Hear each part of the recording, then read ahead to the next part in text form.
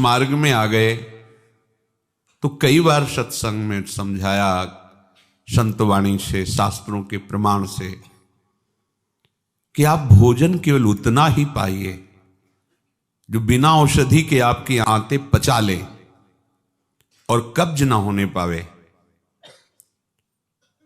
यदि आप रसेंद्री के स्वाद के वशीभूत होकर के प्रसाद खूब ग्रहण कर लिए, वातों की सामर्थ्य नहीं है, क्योंकि आप क्रियारत नहीं हैं।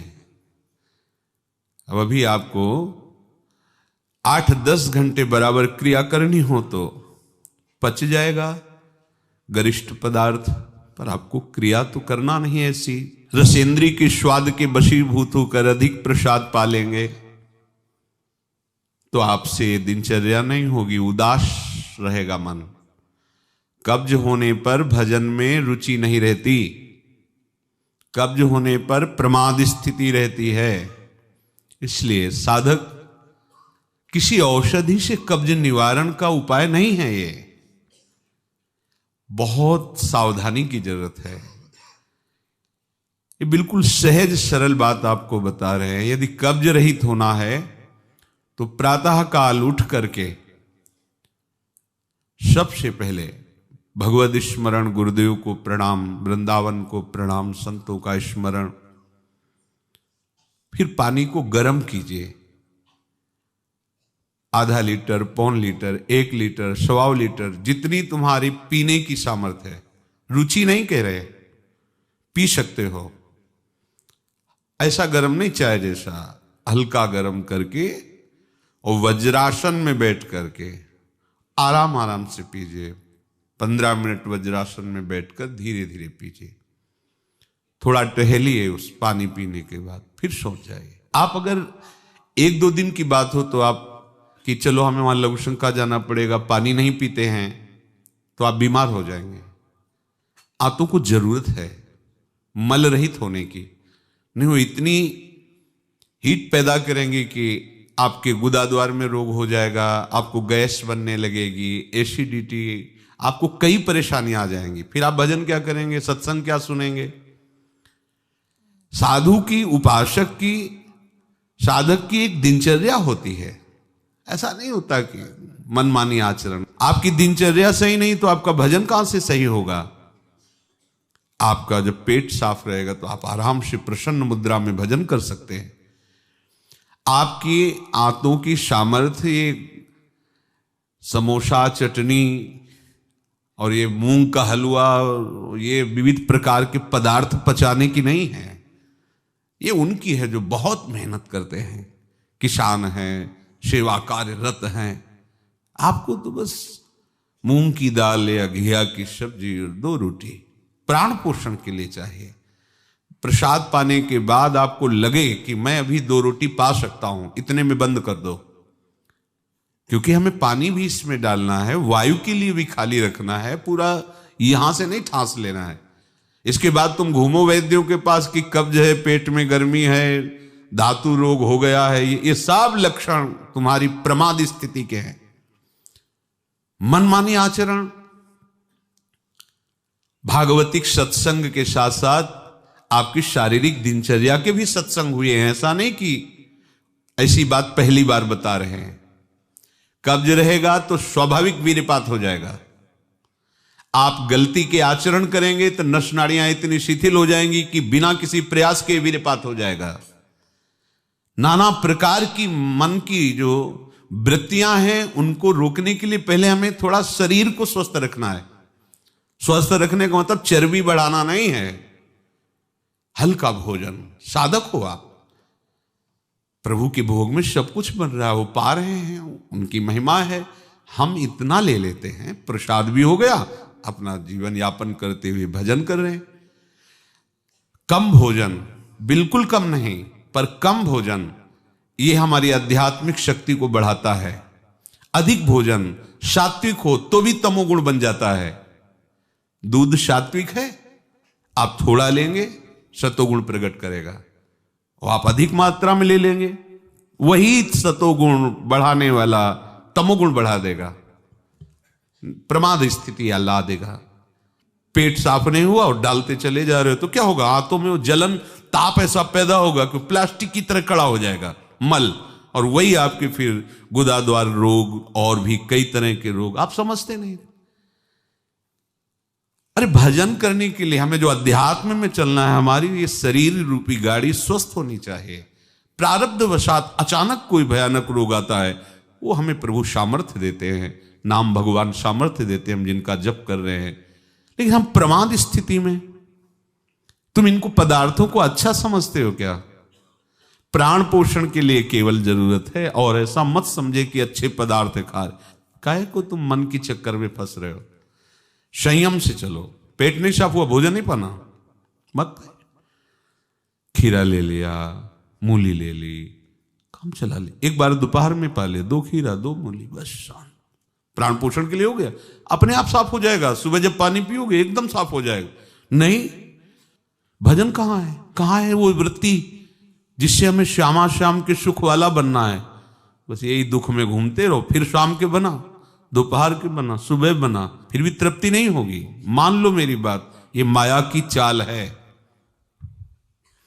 साधु अपने शरीर पर शासन करता है, इंद्रियों पर शासन करता है।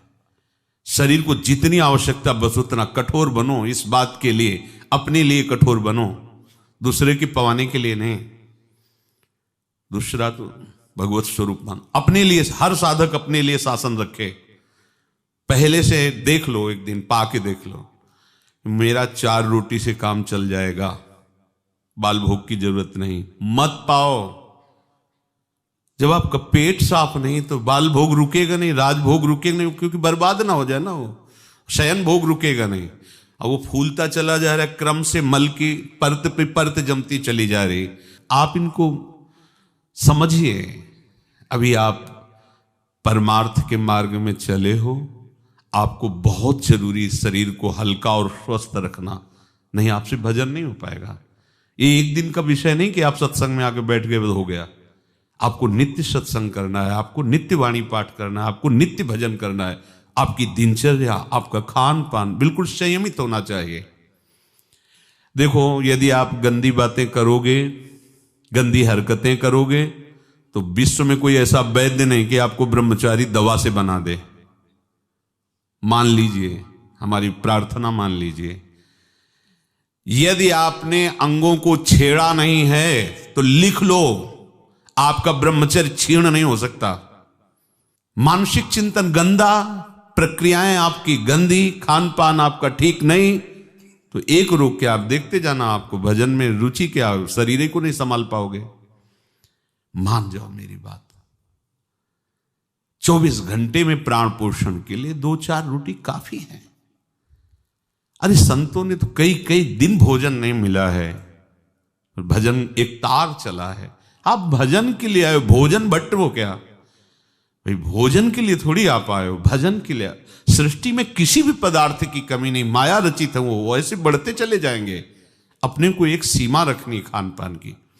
एक नए साधक को देखा कि भोजन पाने के समय एक रस्सी में गांठ बांधे हुए थे, इधर और इधर, और जब उसी गांठ से ऐसे फिट करके बांध लिया भोजन पाने के पहले। बस जहां पाए तो रस्सी टाइट, जहां रस्सी टाइट हुई तो बस छोड़ दिया, भोजन वहीं छोड़ दिया ऐसे। फिर कोई कितना भी प्रयास करो नहीं पाते था। ये बाहर है, आंतरिक जितेंद्रियता की बात नहीं। इसकी जरूरत नहीं रस्सी की पेट में बांधने की, पर अच्छा लगा।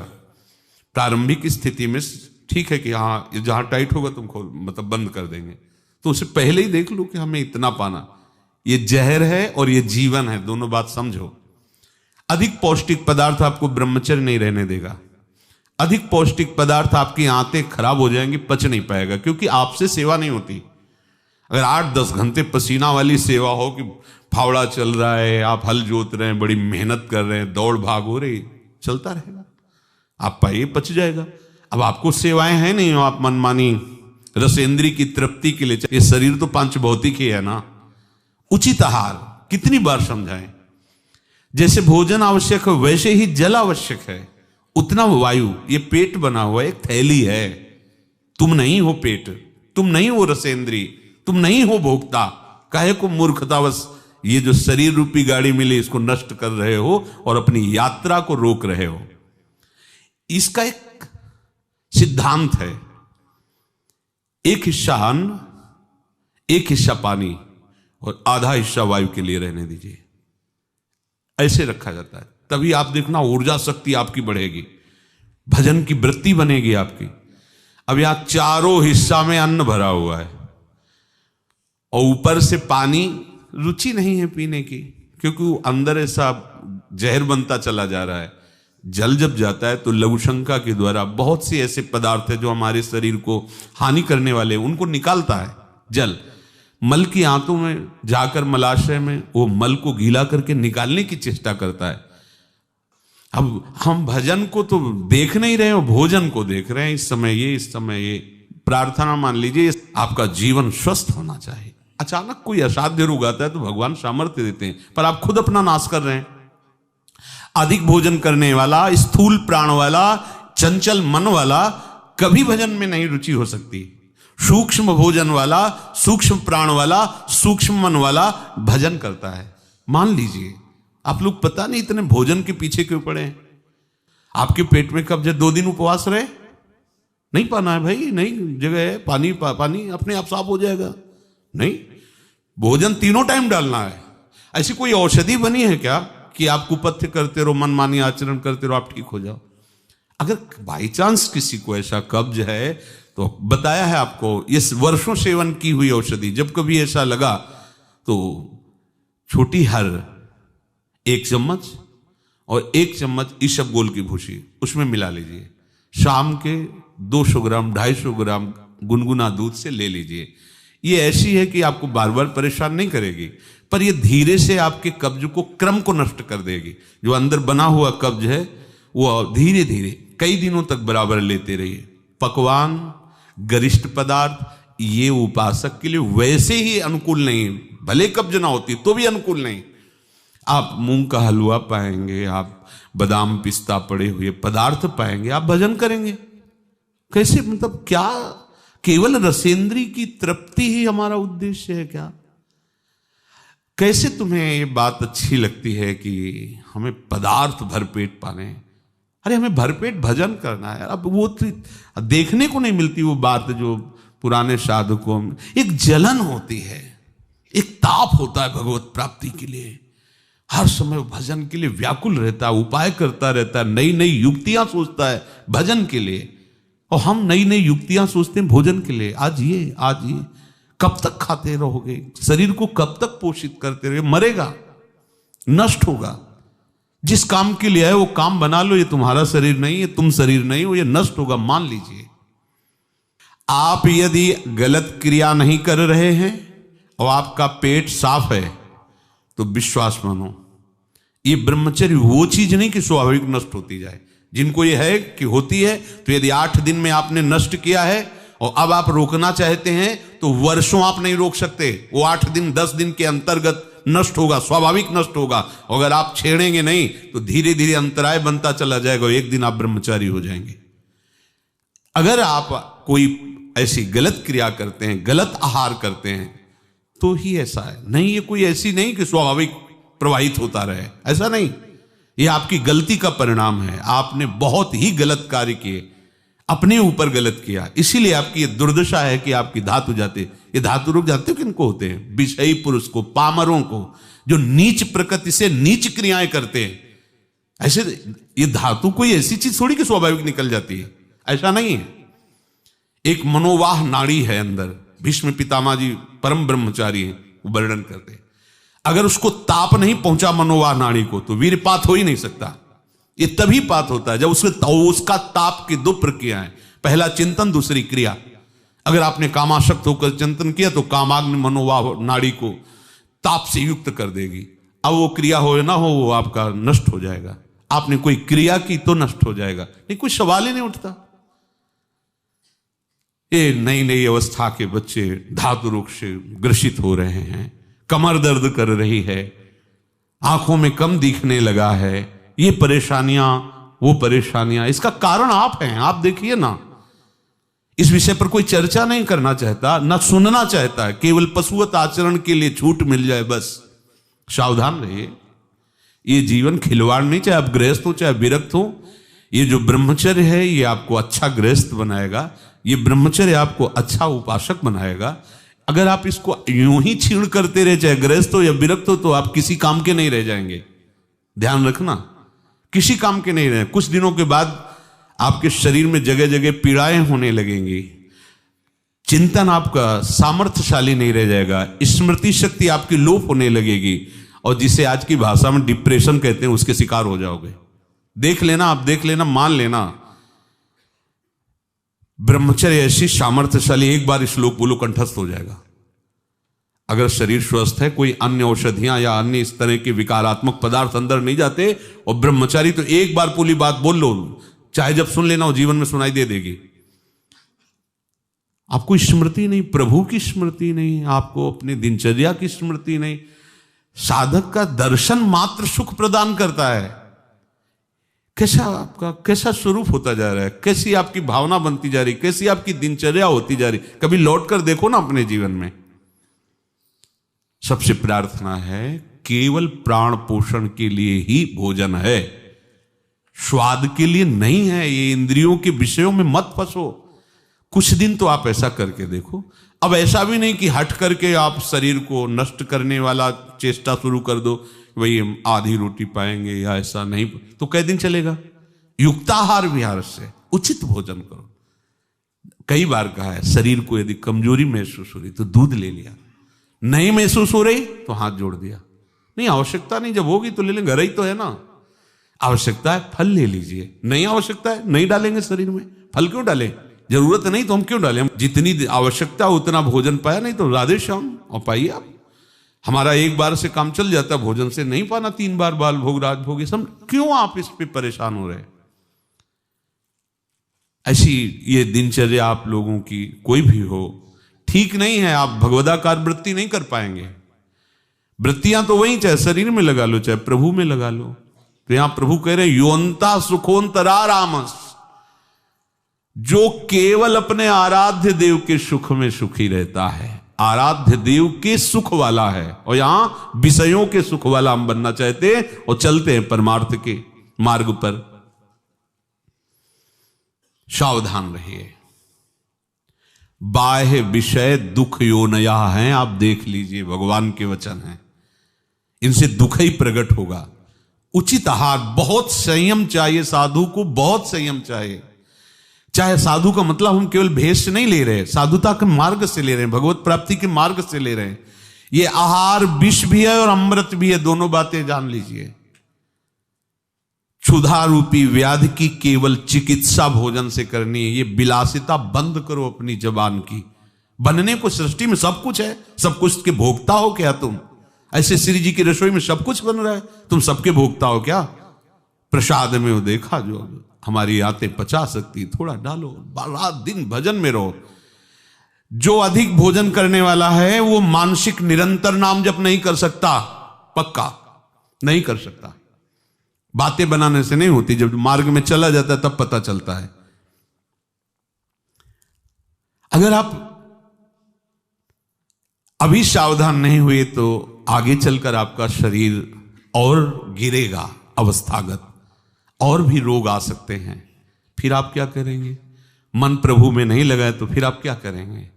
गया ना जीवन। हमें वर्तमान में अपनी साधना का फल देखना है। आगे भगवत प्राप्ति होगी, प्रेम में डूबेंगे, वो प्रभु जाने। हमें वर्तमान में ये फल देखना है कि मेरा हर समय भजन होता है कि नहीं होता। जो उपासक केवल भगवत सुख में मगन रहता है, हमारा सबसे बड़ा साधन का फल है स्मृति। निरंतर हमारा चिंतन, चेष्टाएं, मनन, कथन, श्रवण मेरे प्रभु का ही होता है कि नहीं? प्रमाद स्थिति वाला कर सकता है। पेट बढ़ता चला जा रहा है, चर्बी शरीर की बढ़ रही, उठने झुकने में परेशानी, भजन करोगे? ये ऐसा क्यों हो रहा है? बिना आहार के हो रहा है क्या? अभी चलो आप ठीक से, अभी सूख जाओगे, अपने आप सही हो जाओगे, तुमको कोई दवा खाने की जरूरत नहीं है। आपका तप बढ़ेगा, आपकी पवित्रता बढ़ेगी, आपका तेज बढ़ेगा, आपका भजन बढ़ेगा। अल्पाहार करो, शांत प्रसन्न रहोगे। देखो ना, जब पेट साफ हो और शरीर स्वस्थ हो, शांत एकदम, मन बुद्धि एकदम सतोगुण में स्थित है, आनंद आ रहा है, 2 रोटी दोपहर के ले ली, 2 रोटी शाम के ले ली, खूब भजन करो। बनने को कुछ भी बने, यही तो खास बात है। हर वस्तु उपस्थित है, लेकिन आपको केवल अपने जीवन पोषण के लिए लेना है। यह थोड़ी कि सब कुछ है। यही आपकी जितेंद्रियता की परीक्षा है। जो अच्छे पदार्थ बने उनकी अच्छी भावना मत रखो, वो तुम्हारे भजन के नाश का कारण बनेंगे। ये हम अनुभव की बात कहते हैं। थोड़ा ले लिया, कभी बाई चांस वाली बात अलग है। थोड़ा गुलाब जामुन बट रहे, 1 रख, मन कह रहा 20, 1 रख दीजिए, बस। पहली बार कह दिया, अब दोबारा हमसे मत पूछना। कोई पदार्थ थोड़ा रख लिया। आप ये बात को समझो, ये प्रवचन में कहने की बातें नहीं, पर इसलिए समझा रहे कि जैसे घर के सदस्यों को तो ऐसे हम आपको बता रहे, घर के सदस्य जैसे, ये बहुत आवश्यक है। ये भोजन जहर भी है, अमृत भी है, दोनों बातें समझ लो। ये आपका जो समय बर्बाद हो रहा है ना, नींद, प्रमाद स्थिति, निरंतर भगवदाकार वृत्ति ना रहना, ये सब इसका मूल कारण आपका आहार है। कई दिन भोजन नहीं मिलता साधुओं को। ऐसा नहीं कि ऐसे कहीं डाउन मिले, ऐसा नहीं होता। उनका सिंहवत स्वभाव रहता है, क्योंकि संयम, साधु का अस्त्र संयम है, उपासक का अस्त्र संयम है। मान लो आप लोग संयम के मार्ग पर चल रहे हो, उतना केवल भोजन आज से पाओ। हमारी प्रार्थना मान लो, आज्ञा मान लो, उतना पाओ। सेवा में तुम्हें थकान न महसूस हो, प्रमाद स्थिति न हो, पेट में कब्ज न हो, और मन प्रमाद में स्थित न हो। सूखी रोटी और दाल पाने वाले का मन काम चिंतन नहीं करता, ध्यान रखना। वो हलवा, पूड़ी, कचौड़ी, रसगुल्ला खा के देख लो, अगर काम चिंतन न हो तो हमें बताना। ये प्रवचन पर्सनल है, आपके लिए है, अपने लिए है। इसको धारण करो, तभी आगे बढ़ोगे। आप खान पान अपना ठीक नहीं रखेंगे तो साधना आपकी नहीं बनेगी, आप निराश हो जाएंगे भगवत मार्ग से, और प्रमाद स्थिति जरूर आ जाएगी अच्छे पदार्थ पाने वाले को। आप चैन से सो नहीं सकते, इंद्रियां आपको सोने नहीं देंगी। थोड़ा सा तो आप इस बात को समझिए, आप किस मार्ग के पथिक हैं। आप अच्छे पदार्थ पाएंगे और चैन से सो जाएंगे, ऐसा कैसे हो सकता है? इंद्रियां बहुत बलवान इंद्री ग्रामो विद्वानमपि कर सती। बड़े बड़े ज्ञानियों और विद्वानों को भी भ्रष्ट कर दे वो इंद्रियां, प्रमथन स्वभाव वाली। वो आप रसगुल्ला और हलवा खा करके सोचते हैं कि हम अपनी इंद्रियों पर विजय प्राप्त कर लें। कभी थोड़ा प्रसाद रूप अलग बात है।